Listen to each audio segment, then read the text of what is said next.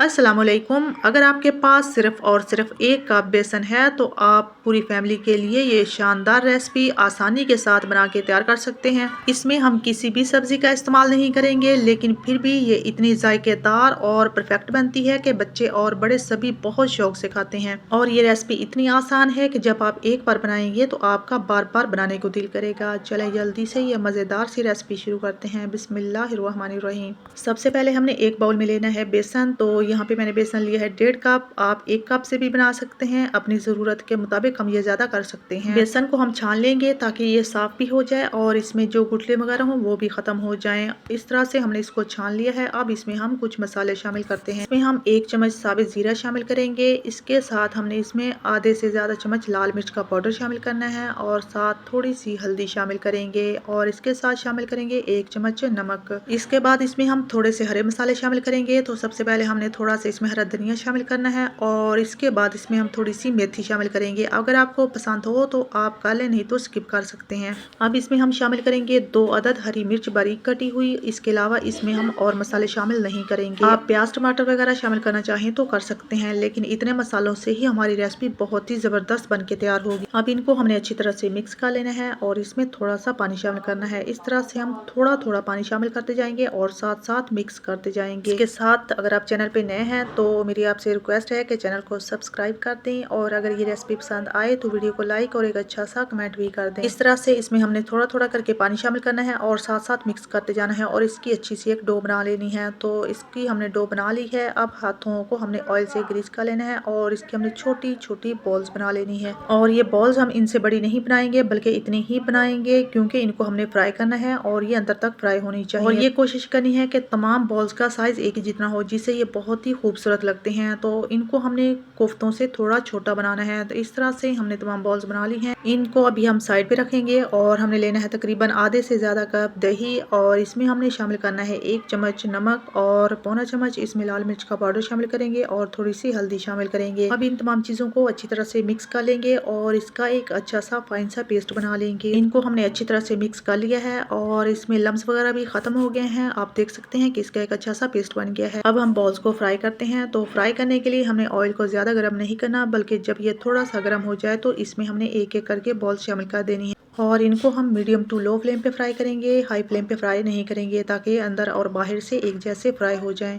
जब ये थोड़े से फ्राई हो जाएं तब हमने इसमें चम्मच चलाना है और आहिस्ता आहिस्ता से इस तरह से इनकी साइड चेंज करनी है और इस तरह से एहतियात के साथ हम इसमें चम्मच चलाएंगे ताकि ये टूटे ना। और इस तरह से हमने इनको लो फ्लेम पे फ्राई कर लेना है और इनका कलर हमने ब्राउन नहीं करना, बल्कि हमने डार्क ब्राउन करना है, जो कि बहुत ही खूबसूरत लगता है। और आप देख सकते हैं कि इनका बहुत ही खूबसूरत कलर आ गया है। अब इनको हम निकाल लेते हैं और ये अंदर और बाहर से एक जैसे फ्राई हो गए हैं और बहुत ही मजे के बने हैं। और इसी तरह से हमने तमाम बॉल्स निकाल लेनी है और बाकी की तमाम बॉल्स भी फ्राई कर लेनी है। और ये बॉल्स इतनी मजे की बनी हैं कि आप इनको ऐसे ही चाय के साथ भी खा सकते हैं, लेकिन यहाँ पे हम इसका बहुत ही मजे का सालन बनाने लगे हैं। तो इस तरह से हमने कढ़ाई में जो इजाफी घी होगा वो निकाल लेंगे और थोड़ा सा बचा लेंगे। तो इसमें हम 1 चम्मच साबित जीरा शामिल करेंगे और इसको हमने चंद सेकंड्स के लिए फ्राई कर लेना है। अब इसमें हम प्याज शामिल करेंगे। तो यहाँ पे मैंने 2 अदद प्याज का पेस्ट बना लिया था और इसमें शामिल कर दिया है और इसको हमने थोड़ा सा फ्राई कर लेना है। जब ये थोड़ा फ्राई हो जाएगा और इसका कलर भी चेंज हो जाएगा और खुशबू आने लग जाएगी, तब इसमें हमने लहसुन और अदरक का पेस्ट शामिल कर देना है और इसको भी हमने थोड़ा सा खुशबू आने तक फ्राई कर लेना है। लहसुन और अदरक की भी हमने भुनाई कर ली है और बहुत ही प्यारी खुशबू आ रही है। अब इसमें हमने हरी मिर्च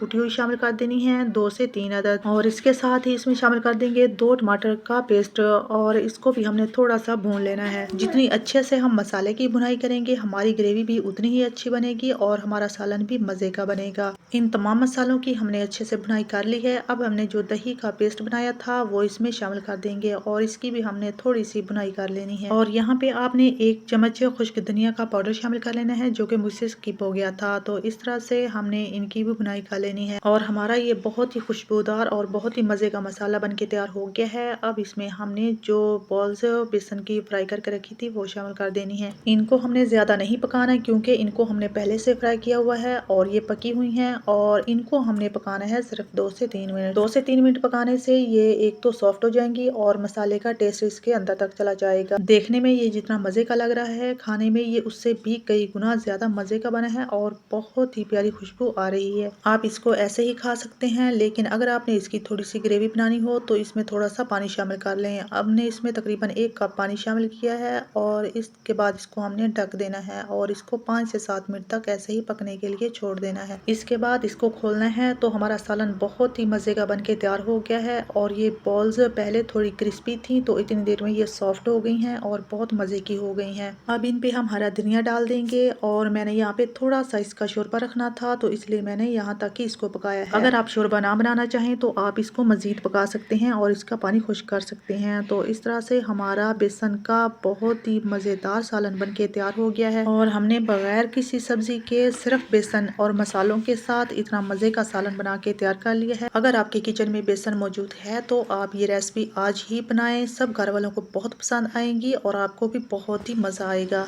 और मुझे उम्मीद है कि आपको ये रेसिपी बहुत पसंद आई होगी। तो वीडियो को लाइक कर दें और कमेंट करके भी बता दें कि आपको ये रेसिपी कैसी लगी है। और फिर से रिक्वेस्ट है कि चैनल को सब्सक्राइब कर दें और वीडियो को एंड तक देखने का बहुत शुक्रिया। अल्लाह हाफिज।